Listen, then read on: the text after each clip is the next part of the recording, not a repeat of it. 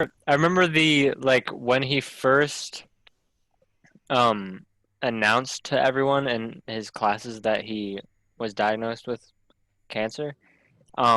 Like the first week after that, anytime anyone would like complain or anything, he would just say, "Shut up, I have cancer." And the only person at the time that would laugh in my class was Francis because they had like super similar humor.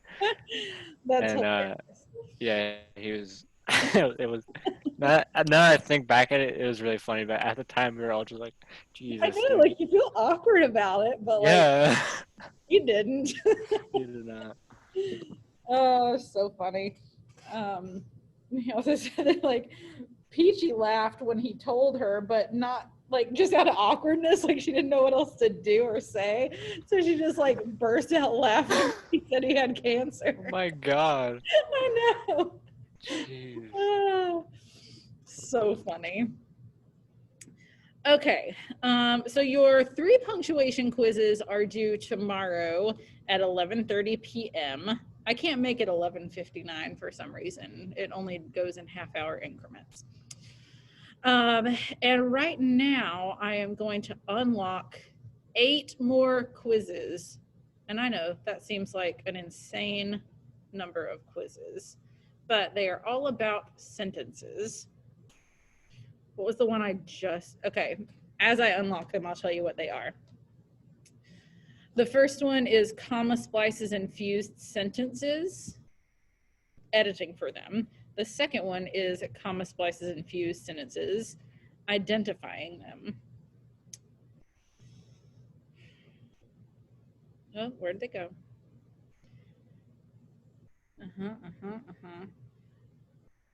The next one is editing for fragments.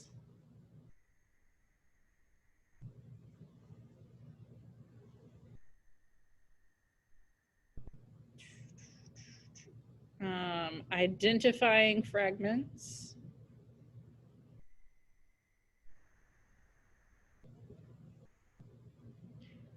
Parallelism, and this says parallelism 1.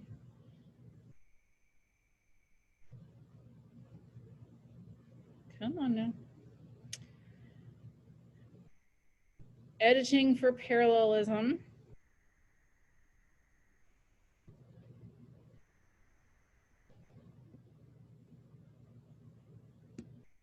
Pronoun references. And the last one is subject-verb agreement. Now, if I had to hazard a guess, I would say that the most difficult ones will probably be parallelism and comma splices, which comma splices and fused sentences, they both will maybe give you a hard time. Comma splices, again, are when you have 2 independent clauses that are joined by just a comma. And that really tends to mess people up because we speak in comma splices all the time. We write them when we're doing like informal writing. We text in comma splices all the time. So an example of that would be like, I can't wait for the weekend, comma, I'm going out of town. If we were to correct that, we would either make it 2 sentences or we would put a conjunction in there like, I can't wait for this weekend, comma, because I'm going out of town. Or I can't wait for this weekend, comma, and I'm going out of town. But if you just have the comma with no conjunction, that's a comma splice and it's bad. Fused sentences are usually a lot easier to identify because they should have a period between them, or like they should have a comma and conjunction, but they don't have anything. So that would just be like if I said all one sentence, I can't wait for the weekend, I'm going out of town.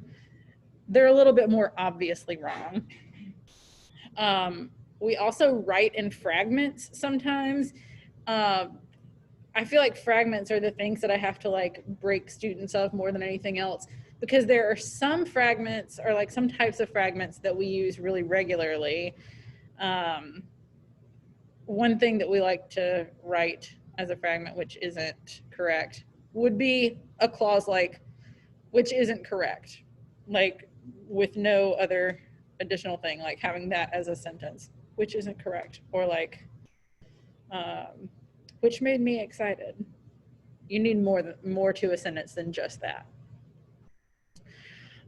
Parallelism, I gave you the information about that last week, and the pronoun reference, subject verb agreement stuff I gave you the week before that.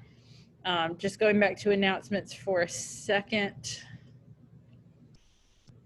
Parallelism. Did I not already give you comma splices and fused sentences? Or is that in punctuation? Let me take a quick look. I feel like I did.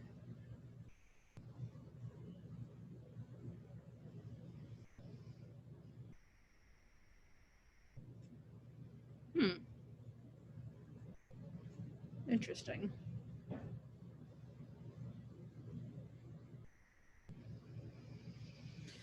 Punctuation.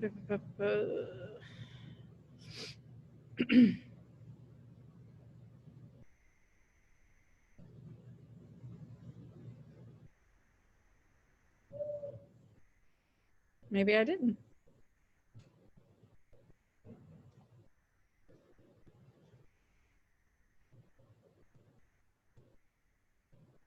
In the punctuation. Okay, it's looking like I did not give you the comma splice and fused sentence stuff, which is confusing to me. I really freaking thought I did. Okay, well, in that case, I'll get those up as soon as possible, because they are supposed to have already been out. I don't know why they're not.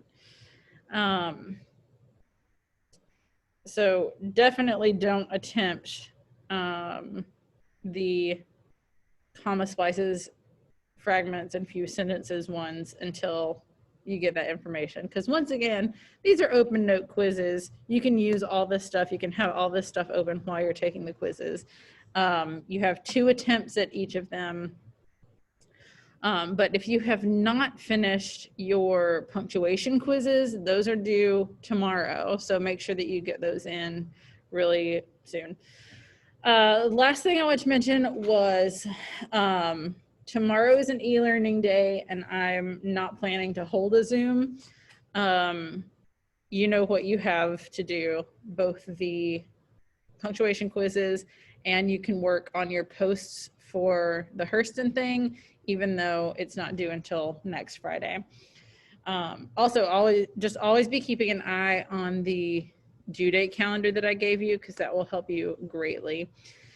And also, I'm gonna move one thing on the calendar, which is that I have it set to unlock the first essay on Monday. I'm gonna do that Tuesday instead, before we have our discussion, because Monday I will not be here either. I will still be out of town, and so we will not meet through Zoom that day either.